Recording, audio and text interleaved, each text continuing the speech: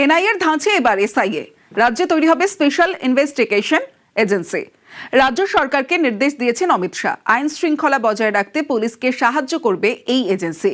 কাজ করবে এনআইএর সঙ্গে সমন্বয় রেখে।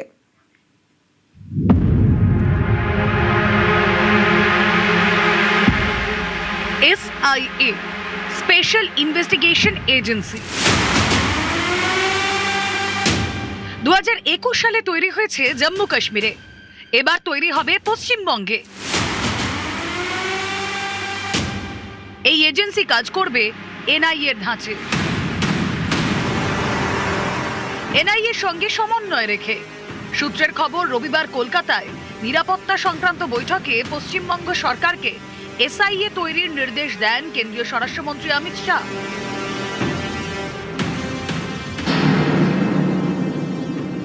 কেন্দ্রীয় এজেন্সির সাথে রাজ্য পুলিশের সংযোগ করেই প্রশাসন চলবে। অর্থাৎ যদি বিএসএফ কোনো খবর পায় তাহলে সেটা আদান প্রদান হবে, রাজ্য পুলিশকে দেবে, কলকাতা পুলিশকে দেবে, সিবিআইকে দেবে, যাতে আমরা সার্বিকভাবে একটা টিম হিসাবে কাজ করতে পারি, ভারতবর্ষ একটা টিম হিসাবে কাজ করতে পারি। দেখা যাচ্ছে যে বাংলাদেশের সীমান্ত দিয়ে প্রচুর পরিমাণে নার্কোটিক ড্রাগ ঢুকছে।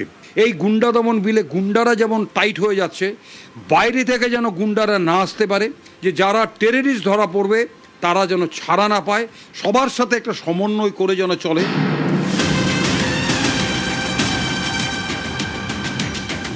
পশ্চিমবঙ্গের বড় অংশ বাংলাদেশ সীমান্ত ঘেঁষা। এই রাজ্যের সঙ্গে রয়েছে আন্তর্জাতিক সীমান্ত, নেপাল এবং ভুটানের সীমান্ত। এই রাজ্যে রয়েছে চিকেন স্নেকের মতো গুরুত্বপূর্ণ স্ট্র্যাটেজিক এলাকা। জাতীয় নিরাপত্তার দিক থেকে যা অত্যন্ত গুরুত্বপূর্ণ।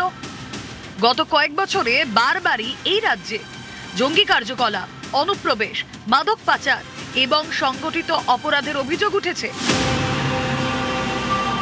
2014 সালে পূর্ব বর্ধমানের খাগড়াগড়ের বিস্ফোরণ চোখে আঙুল দিয়ে দেখিয়ে দেয় কিভাবে পুলিশ প্রশাসনের চোখে ধুলো দিয়ে রাজ্যে বাংলাদেশি জঙ্গিদের নেটওয়ার্ক গড়ে উঠেছে। বিশেষজ্ঞদের মতে এনআইএর কাজের চাপ প্রচুর, ফলে প্রতিটি বিস্ফোরণের তদন্তভার হাতে নেওয়া তাদের পক্ষে সম্ভব নয়। তাই এবার এনআইএর ধাঁচে পশ্চিমবঙ্গে এসআইএ। এর উদ্দেশ্য নাশকতা, জঙ্গি কার্যকলাপ, সন্ত্রাসী টাকার যোগান, মাদক পাচারের তদন্ত জোরদার করা। এসআইএর হাতেই থাকবে বিস্ফোরণ সংক্রান্ত তদন্ত। রাজ্যে তৈরি হবে এটিএস বা অ্যান্টি টেররিস্ট স্কোয়াড। এটিএস এর উদ্দেশ্য স্লিপার সেলগুলোকে ট্র্যাক এবং নিষ্ক্রিয় করা, গোয়েন্দা ভিত্তিক সন্ত্রাস বিরোধী অভিযান, সীমান্তে জঙ্গিদের গতিবিধির ওপর নজরদারি। এসআইএ গঠন হলে তারা কি কি অপরাধের তদন্ত করবে, কিভাবে তারা তদন্তভার নেবে, বা অ্যান্টি টেররিস্ট স্কোয়াড হলে টেররিজমকে তারা কিভাবে ডিফাইন করছে, যে অলরেডি যে আইন আছে সেই আইন অনুসারে সেটা হবে না নতুন টেররিজমের ডেফিনেশন হবে। এসআইএ এই ধরনের কাজগুলো করবে, অ্যান্টি টেররিস্ট স্কোয়াড যেটা থাকবে তারা এই ধরনের কাজগুলো করবে, जाते परिष्कार धारणा है कि एटीएस और एसआईए का गठन किया जाए, क्योंकि पुलिस में बहुत सी एजेंसीज है जो स्पेशलाइज्ड क्राइम को डील करती है, लेकिन इन सब एक्टिविटीज को भी कंट्रोल करने के लिए और अच्छे तरीके से उसका इन्वेस्टिगेशन करने के लिए स्पेशलाइज्ड एजेंसी की जरूरत थी, जो होगा और इससे इसमें सजा मिल पाएगी और अच्छी इंफॉर्मेशन पुलिस के पास रहेगी जो इसमें डेडिकेटेड रूप से काम करेंगे। तो ये बहुत ही सराहनीय कदम है।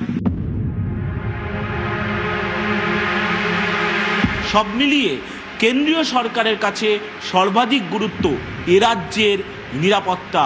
সেই কারণেই কেন্দ্রীয় স্বরাষ্ট্রমন্ত্রী অমিত শাহ এটিএস থেকে শুরু করে এসআইএ একের পর এক গুরুত্বপূর্ণ সিদ্ধান্ত নেওয়ার কথা জানিয়েছেন এবং তিনি সেই উদ্যোগ গ্রহণের কথাও রাজ্য পুলিশের শীর্ষ আধিকারিকদের বলেছেন।